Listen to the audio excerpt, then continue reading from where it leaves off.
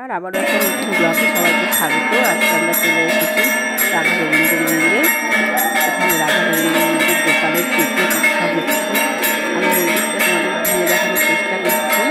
এটা মন্দিরের main gate, ওখানে এবার ভোগারতির পর্ব চলছে।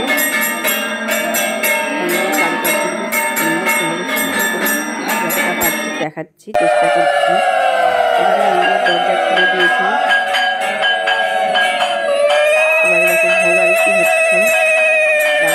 দর্শন করছি সবাই। আমি আস্তে আস্তে করে নিচের দিকে তুলে ধরছি তোমাদের সামনে।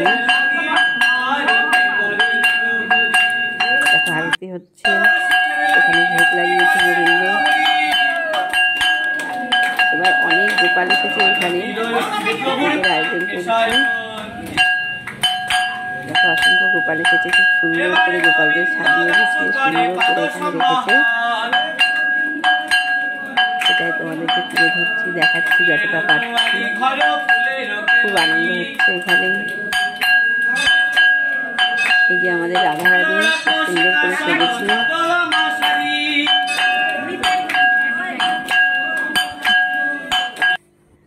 দেখো এখানে সব গুরুদেব, পঞ্চতত্ত্ব,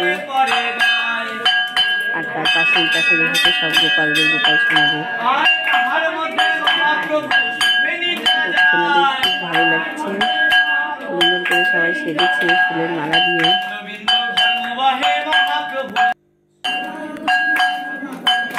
এবারে দেখো আরতির পর্ব চলছে এখানে।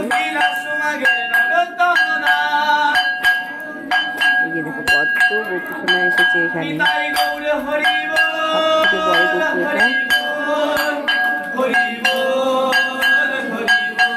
আর সব গোপুরা এখানে সুন্দর করে সব সেজে বসে রয়েছে।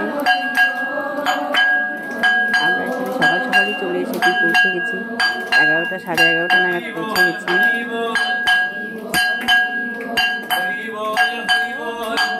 দেখো এখানে এসে আমার মন ভরে গেছে, এত ভালো লাগছে উৎসবটা যে বলে বোঝাতে পারবো না তোমাদেরকে। এই যে দেখো মা রাধারানী আর এই যে গোবিন্দ আমার খুব সুন্দর করে সেজেছে।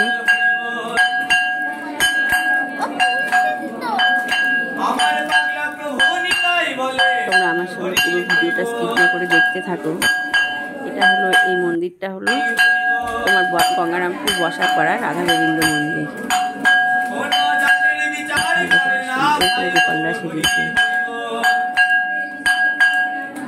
সেই মন্দিরের কিছু অংশ আমি তোমাদেরকে তুলে ধরছি, দেখানোর চেষ্টা করছি। আমার এই ভিডিওগুলো তোমাদের কেমন লাগছে অবশ্যই কমেন্ট করে জানিও। যারা আমার চ্যানেলটা নতুন দেখছো সাবস্ক্রাইব করো, শেয়ার করো, সঙ্গে থেকো, পাশে থেকো। আবারও চেষ্টা করবো নতুন কোনো ব্লগ নিয়ে তোমাদের সামনে আসতে। ততক্ষণ তোমরা দেখতে থাকো পুরো ভিডিওটা।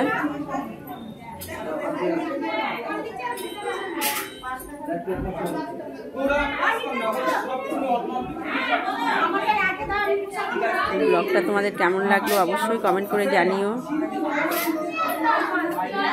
এই যে দেখো মন্দিরের চূড়াটা ভেতরে, আর এটা হলো উপরের অংশ। ভালো লাগছে মন্দিরে এসে, তোমাদের বলে বোঝাতে পারবো না।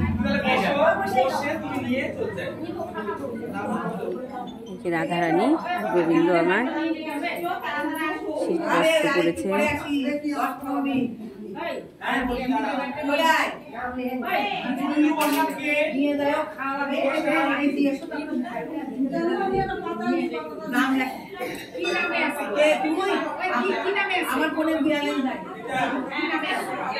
সুন্দর করে মন্দিরের ভেতরটা সাজানো। কত গোপাল এখানে।